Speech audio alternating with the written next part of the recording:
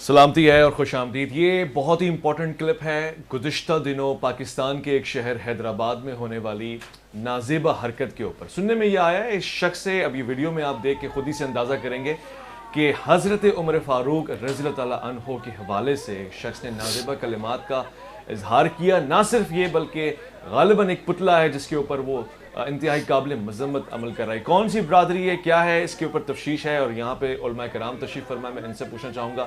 مگر اگر جیسے بتایا جا رہا ہے یہ ویسا ہی ہے تو یہ بہت ہی حیرت کن اور قابل مذمت معاملہ ہے۔ میں پہلے اپنے علماء کرام سے اس حوالے سے رائے لے لوں اور مذمت لے لوں کہ یہ واقعہ کیسا ہے۔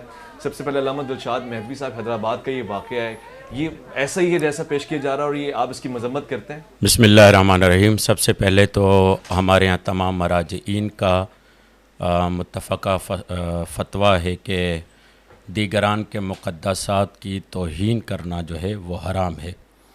باقی رہا سوال یہ، جیسے چند دن پہلے پنجاب میں ایک معاملہ ہوا تھا، 8 ربیع الاول جیسے ہی ختم ہوتی ہے تو 9 ربیع الاول کا دن ہمارے لیے عید کا دن ہوتا ہے، اس اعتبار سے کہ مختار نے جو قاتلین امام حسین تھے ان کو قتل کیا اور انہیں واصل جہنم کیا، تو اس میں ایک نمایاں نام عمر ابن سعد کا آتا ہے۔ عمر ابن سعد در حالانکہ مختار کے رشتہ داروں میں ہی ہوتا ہے۔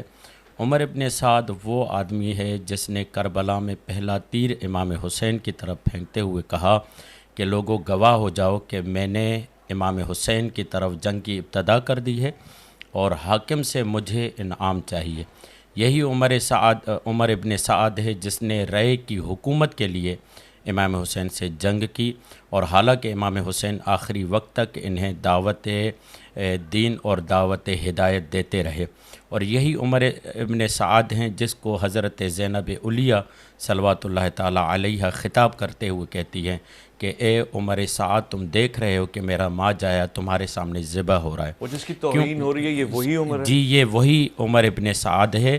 اور حیدرآباد میں بھی، اور جو پنجاب کا معاملہ بتا رہا ہوں، وہاں پر جب توزیع ہوئی تو انہوں نے خود جو ایف آئی آر کرنے والے تھے انہوں نے ایف آئی آر واپس لی، باقاعدہ وہ لیٹر میرے پاس موجود ہے، اور انہوں نے کہا کہ عمر ابن سعد ہمارے ہاں بھی ملعون ہے اور ہمارے ہاں بھی منفور شخصیت ہے کیونکہ وہ قاتلین امام حسین میں سے ہے۔ میں حیدرآباد والے واقعے کی بات کر اور رہا ہوں۔ حیدرآباد والے واقعے میں بھی یقیناً اگر سسٹم تحقیق کرے تو ان کی مراد بھی عمر ابن سعد ہوگی، بس اسے غلطی یہ ہو گئی ہے کہ اس نے سعد لفظ نہیں کہا، ورنہ ہماری، جیسے میں بار بار اس بات پہ تاکید کرتا ہوں کہ مسلمات تشیع کو جاننے کے لیے تہذیب تشیع اور عقائد تشیع کو پڑھنا بہت ضروری ہے، تو اس میں یہ ہے کہ ہم 9 ربیع الاول کو عمر ابن سعد کے حوالے سے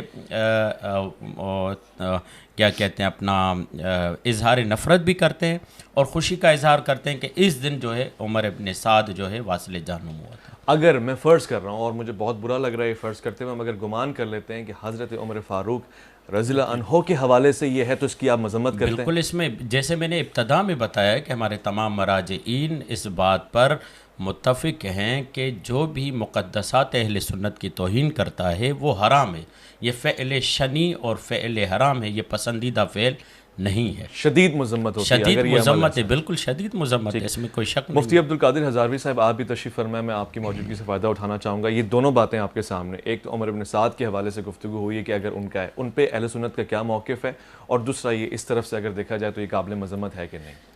بسم اللہ الرحمن الرحیم۔ امام حسین رضی اللہ تعالی عنہ کے جتنے بھی قاتلین ہیں یا معاون ہیں یا ذمہ دار ہیں، اہل سنت کا اس معاملے میں جو موقف ہے وہ بڑا کلیئر ہے، وہ ملعون ہیں اور ان پر لعنت کی جا سکتی ہے۔ مگر جو حیدرآباد کا واقعہ ہے اس میں سیدنا عمر بن خطاب رضی اللہ تعالی عنہ کی ذات کو یا تو ٹارگٹ کیا گیا، ایسا لگتا ہے الفاظ سے، یا پھر ایہام کیا گیا۔ ایہام کا مطلب ہوتا ہے کہ ایک طرح کے نام ہوں اور وہ بولے جائیں، کسی کی مذمت کی جائے، کوئی کچھ سمجھے اور کوئی کچھ سمجھے۔ میں آپ کے پروگرام کی وساطت سے شیعہ برادری سے یہ بھی گزارش کروں گا کہ ایسے کچے بندوں کو اپنے اسٹیج کی زینت مت بنائیں، اور پھر میں ذاکرین سے بھی یہ گزارش کروں گا کہ آپ جب ناموں کو پڑھتے ہیں یا سمجھتے ہیں تو ان کو اچھے طریقے سے پڑھیں، سمجھیں، اور ان کے ساتھ ان کے والد کا اور پھر بھی اگر تھوڑا سی مماثلت پیدا ہوتی ہے تو باقاعدہ وضاحت کے ساتھ مذمت کریں، یہ نہیں کہ اٹھ کے ہم جو ہے وہ مذمت کر دیں۔ اور تیسری بات یہ ہے کہ میں حکومت کے ذمہ دار اداروں سے بھی میں مطالبہ کرتا ہوں کہ اس معاملے کی بالکل غیر جانبدارانہ تحقیقات کی جائیں اور جو بھی معاملہ ہو اس کو سامنے لایا جائے، اور اگر وہ شخص صحابہ کرام کی سیدنا عمر بن خطاب رضی اللہ تعالیٰ عنہ کی گستاخی میں ملوث ہے تو اس کو سخت سے سخت اور کڑی سزا دینی چاہیے تاکہ آئندہ اس قسم کی چیزوں کا سد باب ہو سکے۔ مگر میں مطمئن ہوں کہ وہ حضرت عمر بن خطاب کے بارے میں نہیں، وہ عمر بن سعد کے بارے ملعون کے بارے میں بات کر رہا تھا۔ یہاں پر مغالطہ ہوا ہے، جیسا کہ برادر عزیز نے بھی کہا کہ حکومت غیر جانبدارانہ ہو کر، کیونکہ تہذیب سیاق و سباق دیکھ کر وہ خود سمجھ سکتی ہے کہ اس سے مراد اس کی کیا تھی۔ اب اس غلط فہمی میں اس جوان کا نقصان نہ ہو جائے، اور اگر کوئی ایسا معاملہ ہے تو اس سے وضاحت لیں کہ آپ کی کیا مراد ہے، تو وہ خود بخود بتا دے گا۔ پیغام پہنچ گیا ہے۔ میں چاہوں گا کہ اس میں جو علماء کا موقف ہے وہی میری رائے ہے کہ پہلے تو جو قاتلان امام حسین ہیں ان سے تو برائیت کا اظہار کرتے ہی ہیں، کرتے آئیں گے، اور یہی اہل سنت کا خاصہ ہے۔